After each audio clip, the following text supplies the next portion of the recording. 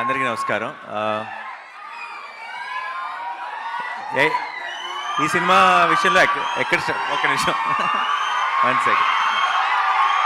చాలా మాట్లాడాలి ఈరోజు, ఎందుకంటే నా సినిమా ఈవెంట్లో ఇంత మాట్లాడుతానో లేదు తెలియదు, కానీ ఈరోజు ఎక్కువే మాట్లాడతానని ఫిక్స్ అయ్యా. ఒక సెకండ్.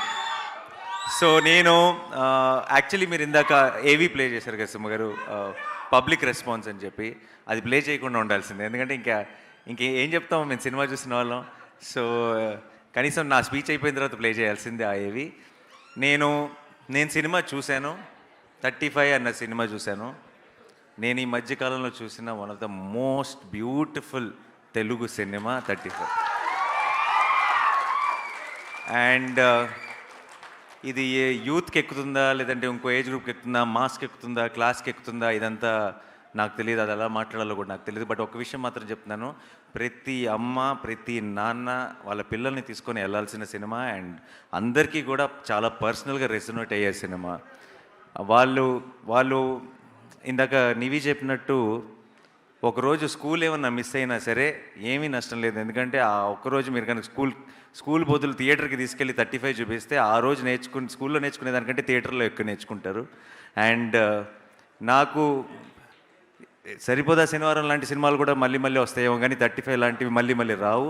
సో పొరపాటును కూడా మిస్ అవ్వకండి, ఎందుకంటే ఎప్పుడో రేర్గా వచ్చే మంచి సినిమాలు ఇవి. అండ్ ఇంత ప్రేమతో ఇంత ప్రాణం పెట్టి ఒక టీం, అందరూ పర్ఫెక్ట్ టీం కుదిరి వాళ్ళందరూ కలిసి ఒక ఇలాంటి సినిమా చేసినప్పుడు మనందరం ఎప్పుడూ, ఐ థింక్ తెలుగు సినిమా ఇలాంటి ఒక ఫ్రెష్నెస్, ఇలాంటి ఒక పాజిటివిటీ, ఇలాంటి ఒక ఎనర్జీ చూసినప్పుడు స్క్రీన్ మీద ప్రతిసారి ఎంకరేజ్ చేశారు. ఎందుకో నాకు 35 విషయంలో చాలా బలమైన నమ్మకం ఉంది.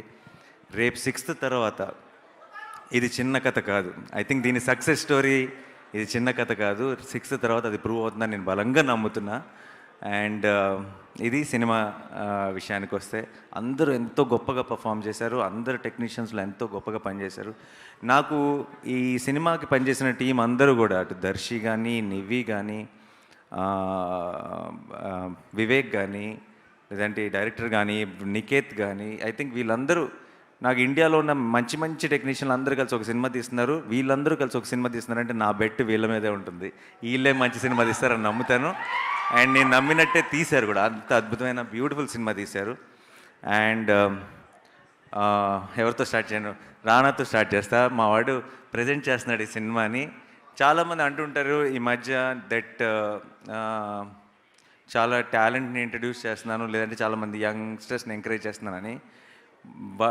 రానా ముందు మేమంతా నథింగ్ ఐ ఫీల్. ఎందుకంటే నేను ఒక సినిమా రిలేటెడ్గా మాత్రమే నేను ఆపరేట్ చేయగలుగుతున్నా. సినిమాయే కాదు, టాలెంట్ అన్నది ఏ బిజినెస్లో ఉన్నా, ఏ ఇండస్ట్రీలో ఉన్నా, ఎక్కడున్నా రానాకి కంటపడిందంటే అది ఎంకరేజ్ చేయకుండా వదిలే క్వశ్చనే లేదు. He has to stand up for them ఏదో ఒక రకంగా. అండ్ తనకున్న నాలెడ్జ్కి అప్పుడప్పుడు అన్ని విధాలుగా అన్నీ చేయలేకపోతాం మనం, but Rana is one stop shop. తనకున్న నాలెడ్జ్కి, తనకున్న ఎక్స్పీరియన్స్కి, తనకున్న అండర్స్టాండింగ్కి ఎవరికైనా హెల్ప్ చేయగలడు, ఎవరికైనా సపోర్ట్ చేయగలడు, ఎవరికైనా ఒక పెద్ద బలంగా నిలబడగలడు. నాకు I feel very lucky that నేను ఇండస్ట్రీకి వచ్చిన తర్వాత